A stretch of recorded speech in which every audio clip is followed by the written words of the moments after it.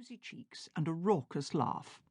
The perpetual smile on her wide mouth never quite reached her prominent pale blue eyes.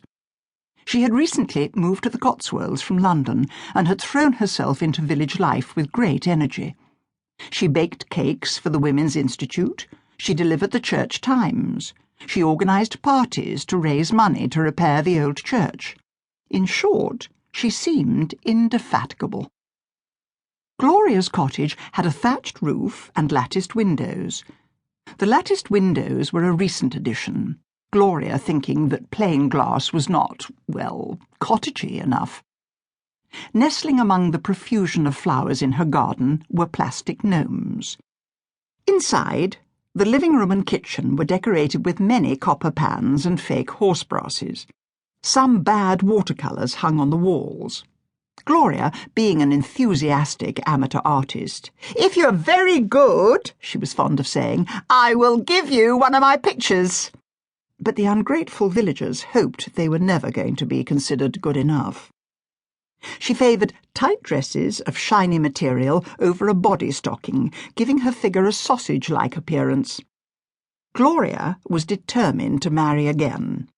She ruthlessly pursued the few eligible men in the village, with the exception of Jerry Tarrant, head of the Parish Council, who had complained about the amount of scent she wore by saying, "We're supposed to get a whiff as we walk past you, not when we drive past you at 60 miles an hour." For Gloria sprayed herself daily from top to bottom in l'air du temps. Everyone hoped she would settle down, as they were used to newcomers trying to take over and immersing themselves in what they believed was village life. The vicar, Guy Enderbury, however, was delighted with her efforts. Not only had Gloria raised a healthy sum of money for the church restoration, but also she read to the elderly and took them on shopping trips. He found it hard to understand why she was becoming so unpopular, and appealed to his wife, Clarice. Said Clarice, "She's pushy, but it's not only that. She borrows things and doesn't give them back.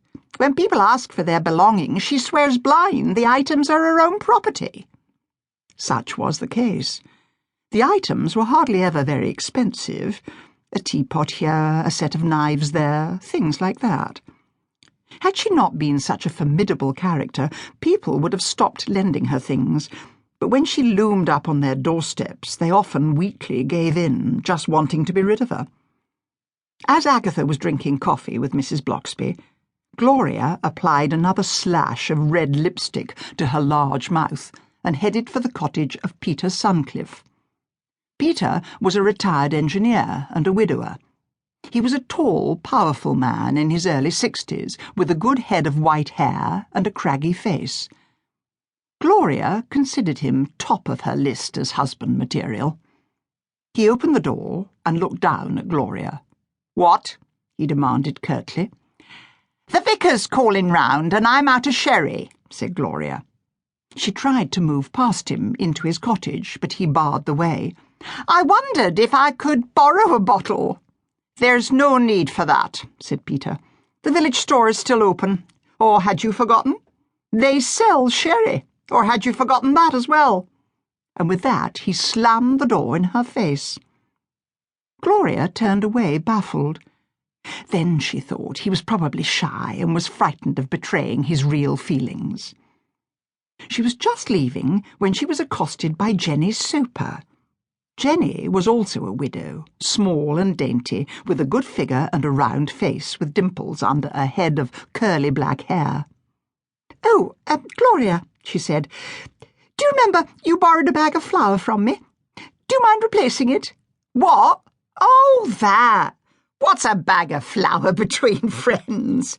"We are not friends," said Jenny. Gloria ignored her and strode on to the village stores. Jenny followed her. "I'm telling you," shouted Jenny, "I want you to replace that bag of flour. Buy one now and give it to me." "No, I haven't enough money on me at the moment," said Gloria. "Really, Jenny, you're all flushed. What a lot of fuss over a mere bag of flour." "You're a greedy cow," said Jenny. "I wish someone would kill you."